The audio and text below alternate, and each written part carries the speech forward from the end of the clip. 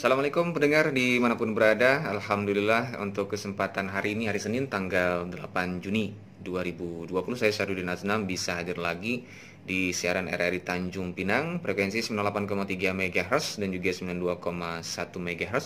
Atau Anda juga bisa dengarkan pendengar di aplikasi kita RRI Playgo. Dan untuk sore hari ini, warta berita daerah pukul 16 waktu Indonesia Barat bersama saya Syahruddin Aznam. Stay tune.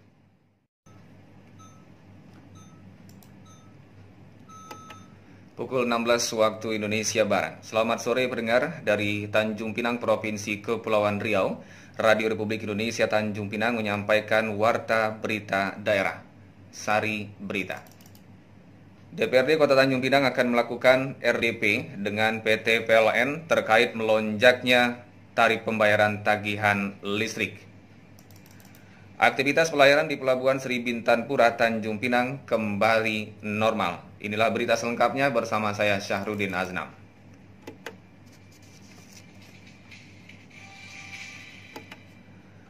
Anggota Komisi 1 DPRD Kota Tanjung Pinang, Diki Nopalino mengatakan DPRD Kota Tanjung Pinang akan melakukan rapat dengar pendapat dengan PT PLN Persero Tanjung Pinang terkait melonjaknya tarif pembayaran tagihan listrik bulan Juni yang dikeluhkan oleh masyarakat. Menurutnya di tengah pandemi COVID-19 seperti ini seharusnya PLN tidak menambah beban masyarakat dengan menaikkan jumlah tagihan listrik tanpa pemberitahuan sebelumnya. Untuk itu DPRD Kota Tanjung Pinang akan mengirimkan surat ke pihak PLN terkait pelaksanaan RDP. Ia juga menambahkan pimpinan DPRD sudah menyetujui untuk dilakukan RDP agar segera diketahui alasan atau penyebab lonjakan tarif listrik yang terjadi bulan Juni ini oleh PLN. Sementara itu salah seorang warga masyarakat Kampung Baru Tanjung Pinang, Buyung, mengaku terkejut dengan melonjaknya pembayaran tagihan listrik bulan Juni. Ia menyayangkan di saat sedang mewabahnya virus corona dan banyaknya masyarakat yang mengalami kesulitan ekonomi, kenaikan pembayaran listrik tentu menjadi beban tambahan untuk dirinya dan keluarga. Informasi berikutnya.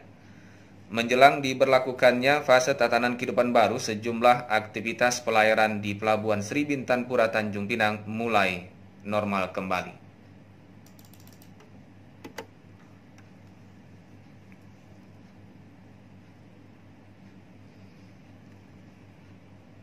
Menjelang penerapan fase new normal atau tatanan kehidupan baru, aktivitas pelayaran di Pelabuhan Sri Bintan Pura Tanjung Pinang sejak hari Minggu 7 Juni 2020 kembali normal.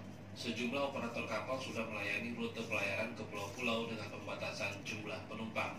Kasih Keselamatan dan Pelayaran KSOP Kota Tanjung Pinang, Ibran, kepada RRI menyampaikan, saat ini terdapat 6 kapal yang telah beroperasi dengan melayani rute ke sejumlah daerah, seperti tujuan Lingga, Tanjung Balai Karimun, Selat Panjang, Bengkalis, dan Dumai. Menurutnya, untuk mematuhi anjuran protokol kesehatan, petugas bandar membatasi jumlah penumpang maksimal 50% dari kapasitas tempat duduk yang ada di kapal. Selain itu, pengecekan suhu tubuh, menjaga kebersihan diri hingga mengisi kartu kewaspadaan wajib dilakukan para penumpang sebelum menaiki kapal.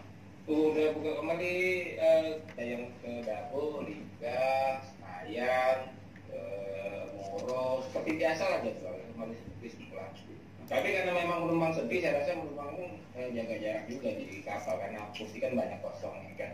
Untuk ke Batam itu terjadi pengurangan jadwal. Kalau normalnya kemarin kan setengah jam sekali, ya kalau sekarang ini 2 jam sekali. Sementara itu, informasi yang beredar melalui pesan singkat maupun media sosial dari Dinas Kesehatan Batam untuk warga luar Kepri, pemeriksaan protokol kesehatan di pintu masuk akan mulai dilaksanakan Senin ini dengan menunjukkan surat rapid test atau swab. Sementara untuk warga Kepri cukup menunjukkan KTP dan surat keterangan dari RT RW atau instansi, sekolah, juga kampus yang menyatakan bahwa penumpang adalah warga atau pegawai atau pelajar mahasiswa di tempatnya yang akan berpergian ke Batam. Surat keterangan tersebut cukup diajukan sekali untuk beberapa perjalanan selama pandemi COVID-19. Aturan ini diberlakukan hanya untuk tujuan ke Batam, sedangkan tujuan Batam ke Tanjung Pinang hanya mengisi kartu kuning dan belum ada kewajiban menunjukkan surat keterangan sehat dan sebagainya. Reporter Aryo Wisnu, RRI Tanjung Pinang. Keluhan masyarakat terkait lonjakan tagihan pada bulan Juni ditanggapi oleh manajer PLN UPT Tanjung Pinang, Suharno. Menurutnya pihak PLN sudah melakukan pencatatan tagihan dengan datang ke rumah pelanggan Pihak PLN membuka pengaduan melalui ULP Tanjung Pinang Kota dan Bintan Center melalui WhatsApp dan bisa datang langsung ke kantor PLN. Menurutnya, jika masyarakat merasa berat, bisa dicicil selama 3 bulan. Namun jika ada kesalahan dari pihak PLN, bisa dikoreksi oleh pelanggan dan akan dilakukan kompensasi pada bulan berikutnya. Sementara itu, Ketua Komisi 2 DPRD Kota Tanjung Pinang, M. Arif, menanggapi persoalan lonjakan tagihan yang dirasakan masyarakat. Pihaknya akan melakukan rapat dengar pendapat dengan pihak PLN dalam waktu dekat. Ia juga berharap PLN akan memberikan kemudahan layanan kepada masyarakat termasuk tidak mematikan aliran listrik karena saat ini siswa-siswi di Tanjung Pinang sedang ujian melalui jaringan internet dan memerlukan aliran listrik. Warta berita daerah ini disiarkan oleh Radio Republik Indonesia Tanjung Pinang. Informasi berikutnya. Kepolisian Daerah Kepulauan Riau siap mendukung pengamanan dan pelayanan tamu mancanegara di Bintan di masa pandemi virus corona menuju tatanan kehidupan baru.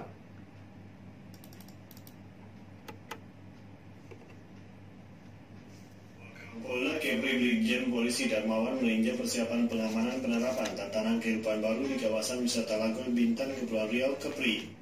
Kapolda Kepri bersama rombongan didampingi Kapolres Bintan AKBP Bambang Sugihartono memastikan kesiapan salah satu titik tempat wisata yang diberlakukan tatanan kehidupan baru yang biasa disebut new normal di Bintan pada 15 Juni mendatang. Brigjen Polisi Darmawan saat simulasi penyambutan turis tatanan kehidupan baru di Terminal Feri Bandar Bintan Trani Lagoy mengingatkan petugas dan pelayan tamu mancanegara di masa tatanan kehidupan baru nanti harus tetap memperhatikan physical distancing atau menjaga jarak dalam rangka memutus mata rantai penyebaran coronavirus disease atau COVID-19. Hal senada juga dikemukakan Kapolres Bintan bahwa penerapan tatapan kehidupan baru merupakan rutinitas kehidupan masyarakat yang secara bertahap akan kembali seperti sedia kala normal. Namun tata cara penyambutan tamu itu kini sedikit berbeda pada sebelumnya, seperti dengan senyum, sapa dan salam tanpa bersentuhan tangan, pengecekan suhu tubuh, sosialisasi penjelasan protokol kesehatan dalam mencegah penularan penyebaran virus corona.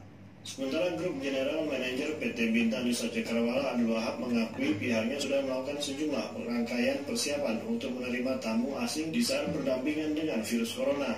Dalam hal ini tetap melaksanakan ketentuan protokol kesehatan yang sangat ketat. Kita harus lakukan bersama-sama.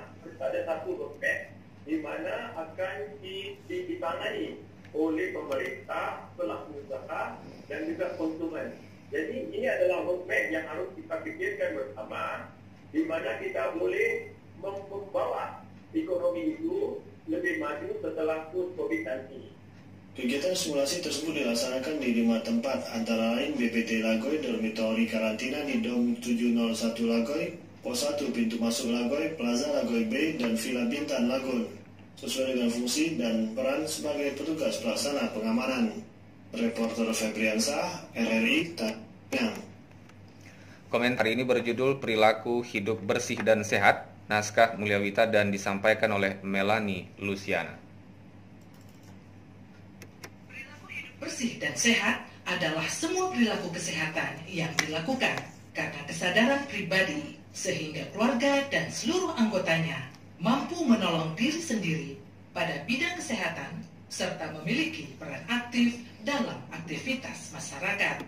Bersih sehat pada dasarnya merupakan sebuah upaya untuk menularkan pengalaman mengenai pola hidup sehat melalui individu, kelompok ataupun masyarakat luas dengan jalur-jalur komunikasi sebagai media berbagi informasi.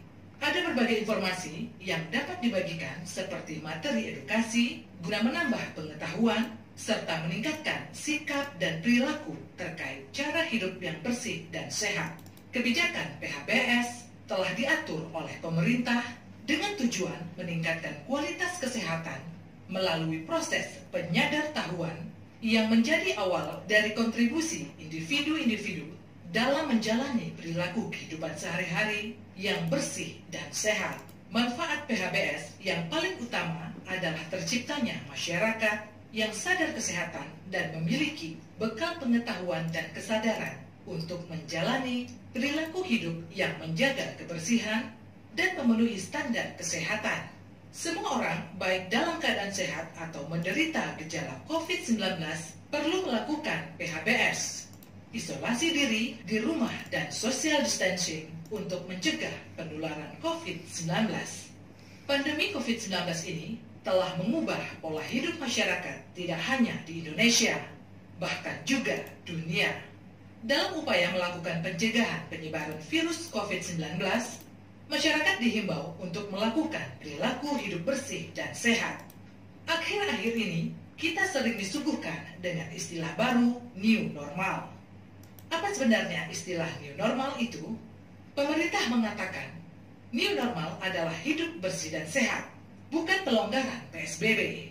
New normal adalah hidup sesuai protokol kesehatan untuk mencegah virus corona atau COVID-19. Karena itu, jaga jarak hingga menggunakan masker akan menjadi bagian dari kehidupan sehari-hari. Pola hidup baru dapat dijalankan dengan tetap mengedepankan protokol kesehatan dalam kegiatan sehari-hari. Sekian komentar daerah. Sekian Warta Berita Daerah Produksi Radio Republik Indonesia, Tanjung Pinang.